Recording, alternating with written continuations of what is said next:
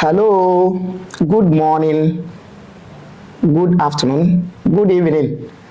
Adofo mejidi se obi ahon ye, mejidi se bibia yo. Okay, me chia mo nyina medamase.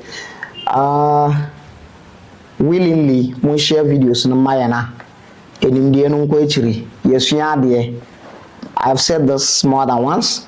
It is a page of learning, not a page of comedy and maybe jokes. If you want to learn and know realities of life, this page is for you. Thank you so much. The sharing is going. We've said a lot about the beginning of the revelation of Islam, the revelation, the beginning of the Quran, the Islamic book, the biggest, the Quran, Islam ni fapima kesiye baako ere Quran. Quran ne ba no se na eba ye no se na start ye no yaka ho asem and yaka revelation in last for, and we are able to establish the point that all the inconsistencies, all the irregularities, all the discrepancies that came with the beginning of the Quran alone is question mark, and it gives the light, it gives the green light that the religion is man-made, and also it also shows that it's made up by humans, and there is nothing more than that. And the last video, in the last video that we just uploaded, you see where the prophet of Islam wanting to commit suicide. Yes, wanting to commit suicide. So we explain all those things. Now, that is how Quran start to come. That is how Quranic revelation started. It starts with stress, excusing someone to read, forcing someone to read until the person feel like he's going to die. And then when the revelation stopped to come, like when the revelation stopped coming, when the revelation ceased to come, someone feel like he has been abandoned and he wanted to commit suicide, to climb mountains and kill himself. When he's about to do that, the entity, the one of the third trinities that is known as Jibril, will just come and show up and tell him, don't do it, you are a prophet. This is just senseless. I mean, it doesn't make sense. This is nonsense anyway. Pardon my manners. That is what it is. So we saw it. Now, in the previous video, I promised you that we're going to discuss the word Namus. We're going to discuss the word Namus that Waraka bin Nawfal used. We are here to discuss that word, to break the word down and see what is the root of the word Namus. Thanks once again. When the realities of life are uncovered, change is a must. We are breaking everything into details so that you get it well, you'll be clear, and you'll be well acquainted with all these religions. The religions that came to lambast, the religions that came to assassinate the characters of our ancestors, the religions that are able to separate us from our ancestors, the religion that is able to let us be angry with our own selves. This is the time for that nonsense must stop. First of all, in dealing with Arabic language, that is, if you think Namus is Arabic language, in dealing with Arabic language, you need to deal with Arabic lexicology. Arabic lexicology. Lexicology in simple Arabic means ilmul ma'ajim, the knowledge of dictionaries. So technically, it is known as lexicology, ilmul ma'ajim. I always say this.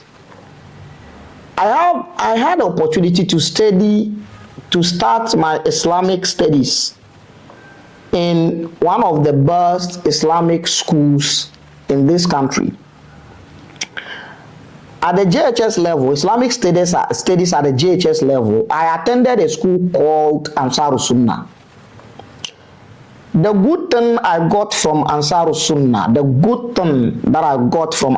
Sunnah, is the speech of Arabic language. Because there was a system, I don't know if the system is still there.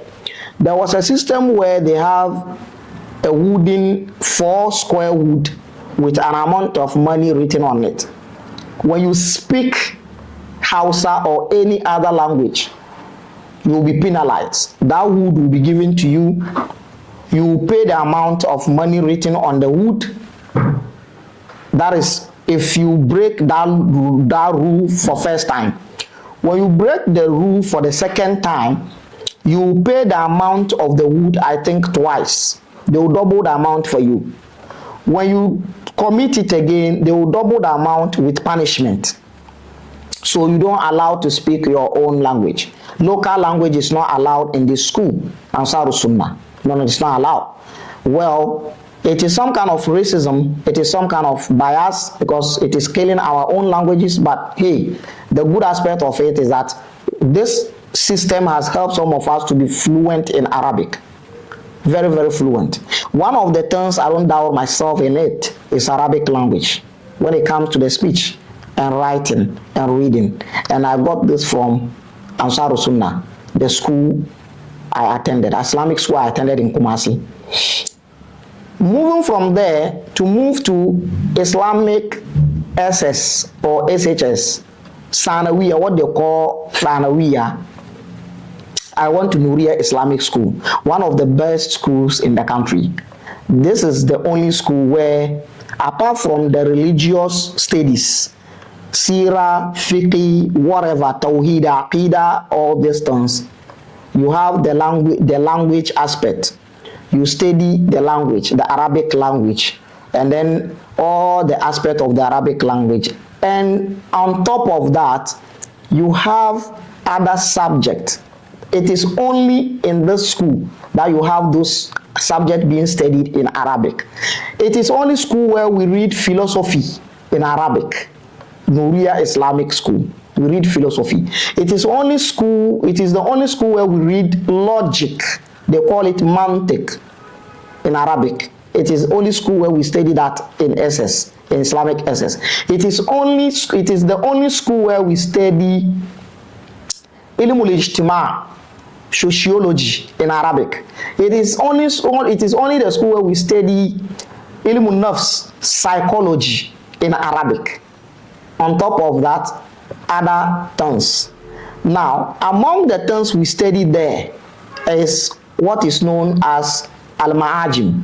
Al-ma'ajim is lexicology, how to handle and deal with lexical works. That is ma'ajim, dictionary, Arabic dictionaries, and all that. So those tongues, mefanokwa. Yes, mefanokwa. So when we speak, we know what we are talking about. Nuria Islamic School, I thank you much. I respect this school because you've made me what I am today. Yes, Nuria, where knowledge is found. Ansarus Sunnah, thanks for helping to shape my Arabic speaking skill. I'm very grateful. Let's get to the job. When the realities of life are uncovered, change is a must. Now, studying the etymological background of lexicology in Arabic language or dictionaries in Arabic language, I will tell you this on authority and emphatically. There is no Arabic dictionary that precedes Islamic religion. No. In other language, in other words, all the dictionaries that are written in Islam or in Arabic were written after Islam came.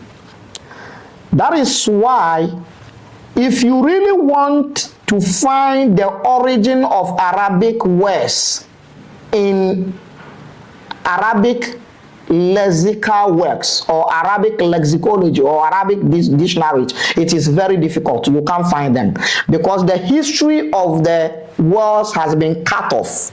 There's a separation, there's a pattern that separated the history of the West. A separate into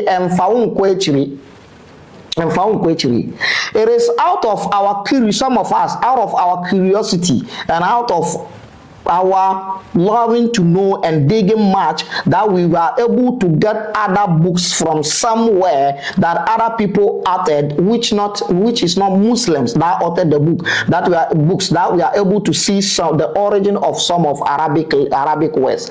All the Arabic lexical works are made after Islam, so there is the religious impact on it.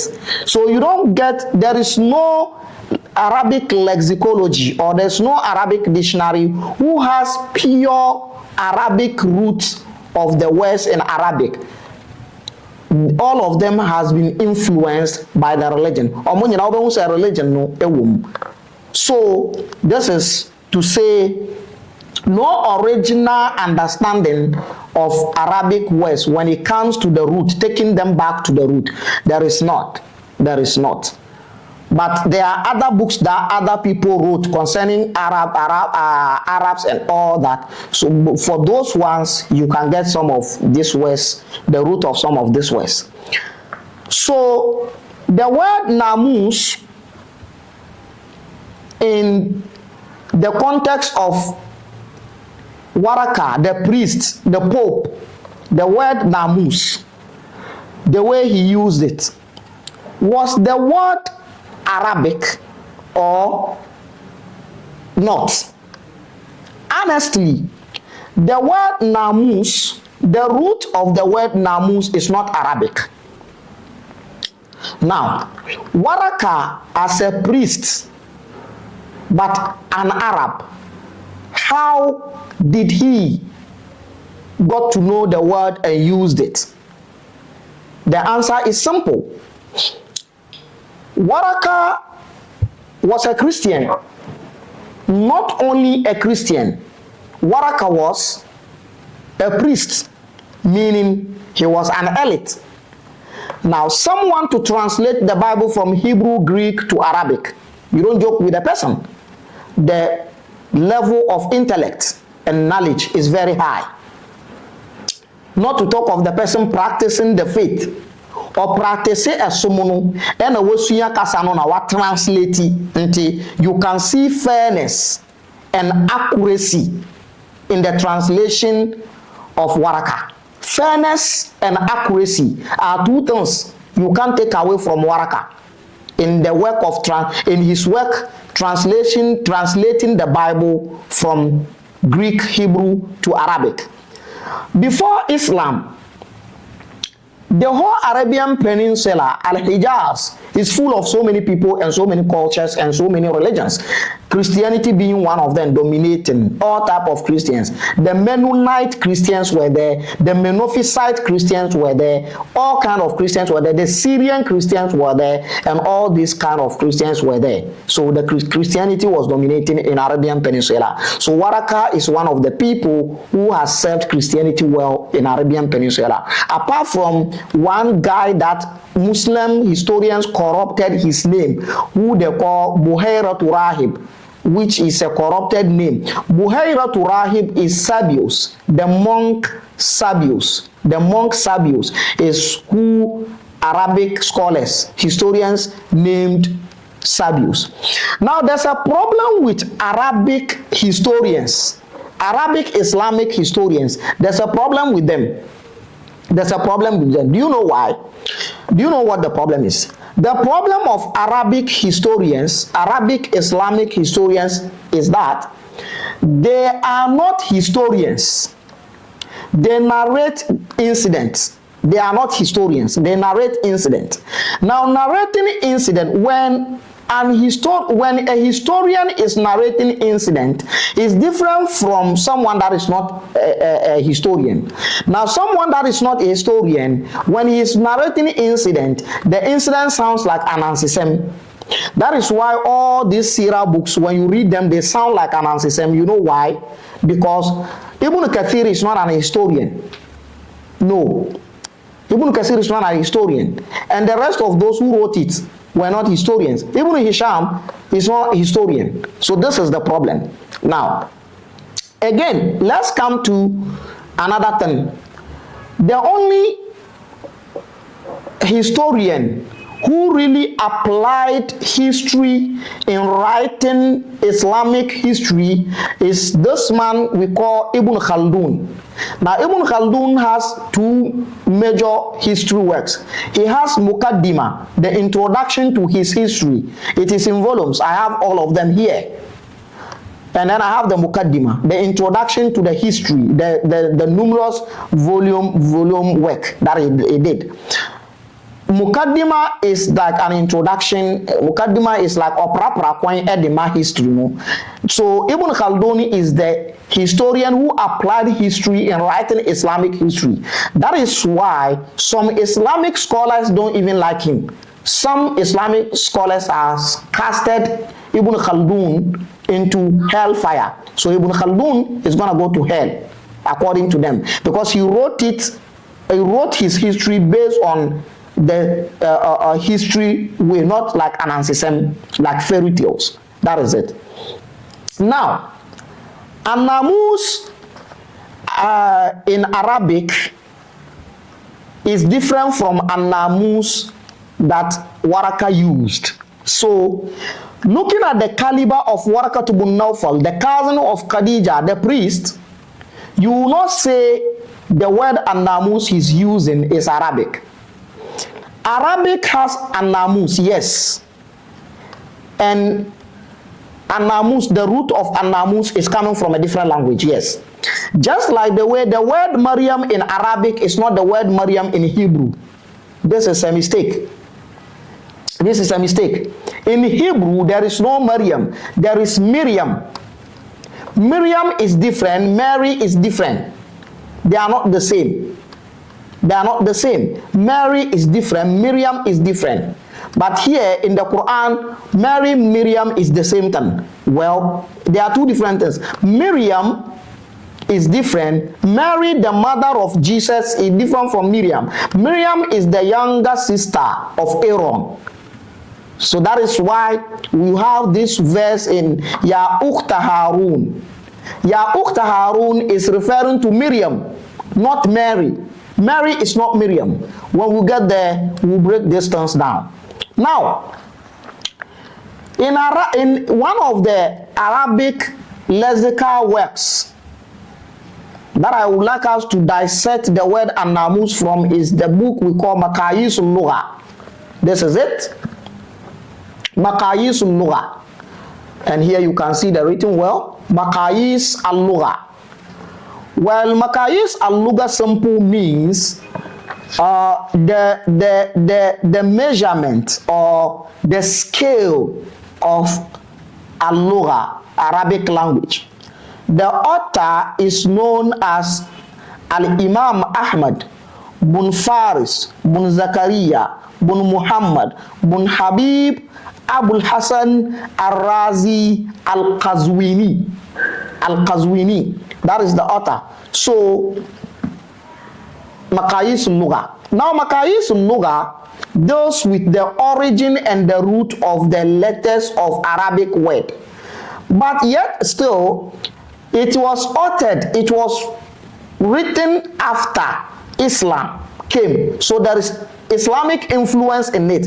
In fact, the Islamic influence in all the lexical words of Arabic is very high. So you don't get the clear picture and the clear understanding of the Arabic words. So some of the meanings of some of the Arabic words are missing. This is the very reason why the scholars of Islam, the Quranic exegesis, have problem with some of the verses of the Quran. So many confusions. This one is saying this verse means this, and this one is saying this verse means that. Is because you can't trace the word to the origin of the language. Now, there was a game of trying to use the poems of pre-Islamic era to interpret some of the words in the Quran. But that is the most mistake that has been committed in Islamic religion, to use the Islamic poems, Arabic poems to interpret the Quran. This is the most biggest mistake that has been committed in Islamic religion, because there is two problems with there are more than two problems with the Arabic poems.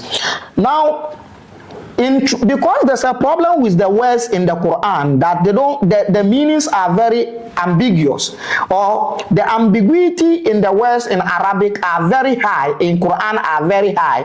Now, in order to solve the ambiguity of those words, you need to trace the words to the root. Here is the case that there's a pattern between the word and the root of the word. Where the word is coming from has been cut off, has been taken off. You can't find it. So the root of the word cannot be traced. So now you are left with a middle way meaning. Now the middle way meaning, or the pattern after Islam, cannot give you the right meaning. So there's a confusion. And then they created a formula of using the pre-Islamic poems to interpret or to explain some of the Arabic words in the Quran. But yet, it didn't do it. Ankosiaga, Anyeshi, Ambwa, Ankosiaga. What happened? One, there are so many problems with the pre-Islamic poems, the so-called pre-Islamic poems, like Shu'ara al-Jahiliyyah, so-called pre-Islamic poems. There's a problem with them, so many problems, because that is my fault. I specialize in Arabic literature, and you know, literature, you go with the poems and all that. Now, you see, there is two major problems I would like to mention. When we start to dissect and bisect Quran, when we take Quran into the theater room, we will mention others. Now, one, you have the inaccuracy of the report and the account of the pre-Islamic poems. They are inaccurate. The report and the account of those poems are inaccurate. They are not, you can't substantiate them. There is no substantiated fact that they are real pre-Islamic poems. That is one. Now, the next thing I want to mention is that when you look at those poems, when you look at the words and the constructions and the phrases and the formula in which those poems are being composed, you realize that those poems are being composed after Islam, not before Islam. Meaning, the poems are made up by people. People created them just to suit whatever they are doing. So they are not pre-Islamic era poems. So there is nothing like pre-Islamic era poems. Let's take somebody like Imrul Qais, one of the pre-Islamic poets who is known to live 3 decades before the coming of Prophet Muhammad. When you look at his poems, you can see the language is very weak, and the language does not suit the language of the pre-Islamic Arabs. So it was made up. Someone cooked it up, fixed it, and give it to us. So this is the little I can say about that. So there is no original root of Arabic words anymore. They are missing. Now, in Makayis Luga, I use this because Makayis Luga has the style of dealing with the letters. Now, when you say Dhahaba, Makayis Luga will tell you Dhal, Ha, and Ba, where they are coming from and how they are being made. Now, in Makayis Luga, you have this word Namasa, Noon and Mim and Sin, which is the origin of the word Namus. Now, the Namus, the A-L, Alif and Lam, that is added to it is definite article. You know, indefinite article and definite article. And the Namus, the A and L, Alif and Lam is definite article added to it. And then the Na is the letter. And then the Alif Na is added, is also Ziyada, it has been added to it. And the Mim is the original letter again. So Noon and Mim. And the Wa after the Mim is also additional one. So you have the Sin. So Namus, the origin of Namus is Namasa. So Noon and Mim and Sin. And Al-Qazwini is saying that An-Nun wal Mim was Sin Thalathu kalimat. Now, noon and meme and sin, wherever you see them, they give you three major meanings. Now, this is meaning number one. Ihdaha, one of the meanings, tadullu ala satri shay, to cover something, something that is covered. So when you, anytime you see noon, meme, and sin, when there are major letters in a word, in Arabic word, it means to cover something up, to conceal something. That is meaning number one. Wal ukhra, and the other meaning is lawn, min al alwan. It means color. It also means color. So meaning number two of noon, meme, sin is color. And then the last one is fasadu shay'un min al ashya, something to be damaged, something that is damaged, something that is destroyed, something that is spoiled. That is the three meanings. So namasa. Now, mostly the thulathi words, that is the words that has three letters in Arabic language, always comes with major three meanings. That is it. Like we are doing some Arabic here. So with the first meaning, that is where they got Namus, and he says huwa sahibu sirrul insan. Namus is sahibu sirrul insan, someone that you have secret with, someone that you have some hidden agenda with, someone, a friend you have a secret agenda with, a friend you have a hidden agenda with. That is Namus. That is where I would like to bring this book in. This is a seerah taken from Bukhari, the book of Bukhari. Now, Ibn Hajar al-Asqalani says, volume 1, As-Siratul Nabawiyya fi Fathil Bari. Okay. It says, وَالنَّامُوسُ, and namus means the word waraka used, sahibu sir, kama jazama bihi al-Bukhari fi ahadith al-anbiya. So Bukhari narrated hadith that indicate that the word namus means sahibu sir, someone that you have a secret with, someone that you can do secret agendas with, someone that you have hidden agenda with. That is an-namus. And then they said wal jasus, and the opposite of an-namus is al-jasus. Al-jasus is sahibu sir ashar. So an-namus is someone that you have a secret with, but you are concealing and conspiring secret, but it's a positive one.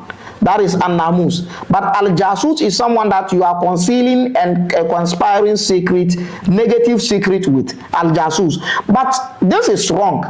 Al-jasus means spy.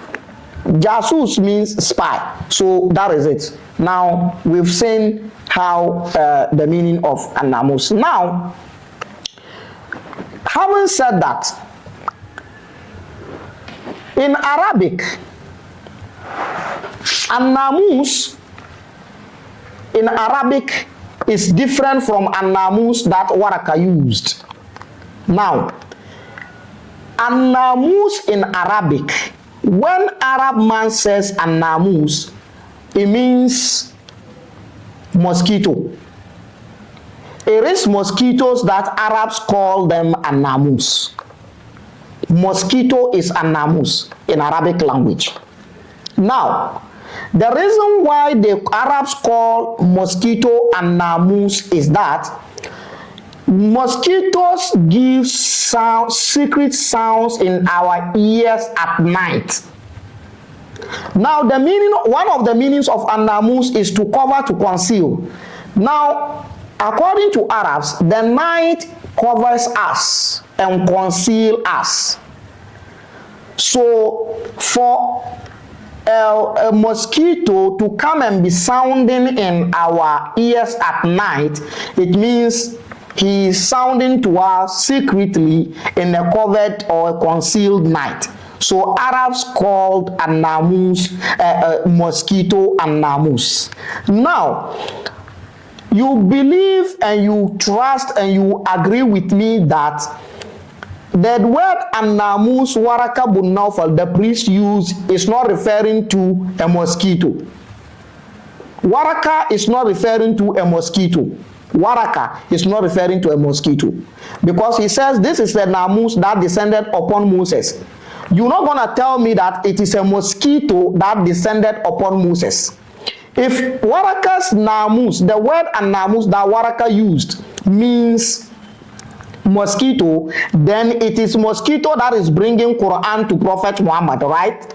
No. So Waraka to Bunawfal, the Namus he used in the context does not mean the mosquito that Arabs know. Now, then if that is the case, then the word Namus Waraka is using is not, or used, is not Arabic. Then what is the word coming from? The word is coming from Yunan. Yunan means Greek. So the word Namus in the context of Waraka, in the context that Waraka used it, does not mean Arabic. Got nothing to do with Arabic, rather Yunan language, that is Greek language.